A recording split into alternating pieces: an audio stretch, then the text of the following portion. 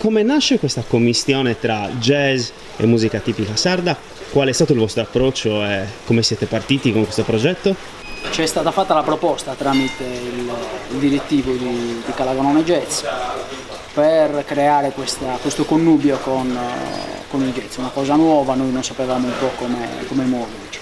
Poi quando abbiamo conosciuto Willy abbiamo iniziato un po' ad abbinare le due melodie, cercando una traccia comune per poter poi abbinare un canto estemporaneo come il tenore, che non ha un pentagramma, non ha una direzione, quindi uno schema fisso da poter seguire, quindi il trovare un accordo con uno strumento musicale non era una cosa così scontata e così facile. Però la sua capacità poi anche di medesimarsi con la melodia, col colore delle nostre voci, ha reso le cose più semplici. Questo sicuramente, detto in sarda, potrebbe essere San Madri, che poi, se Dio vorrà, da noi andiamo a andare in mezzo, se Dio quer.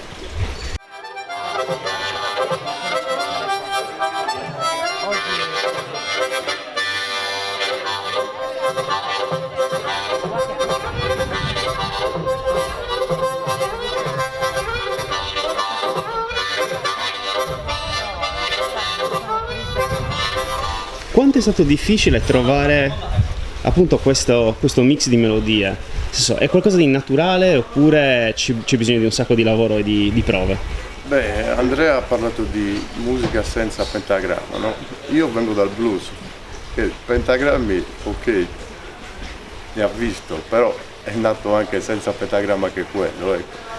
Le radici rurali, probabilmente diverse da quelle della musica sarda, della musica tenore, però sempre radici della terra, ecco.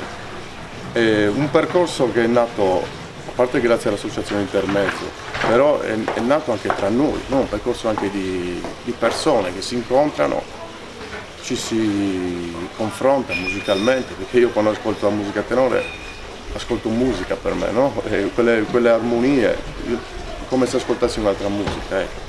E abbiamo lavorato e abbiamo trovato, a mio parere, per il momento una traccia portante, ecco, che unisce queste due tipologie di musica che non sono così diverse alla fine come possiamo dire, ecco, proprio per il loro tipo di origine.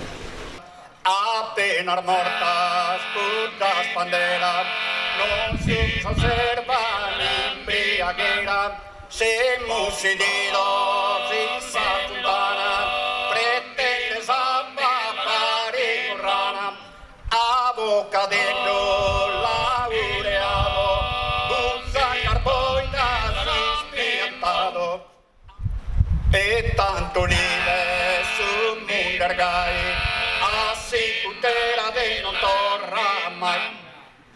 Grazie.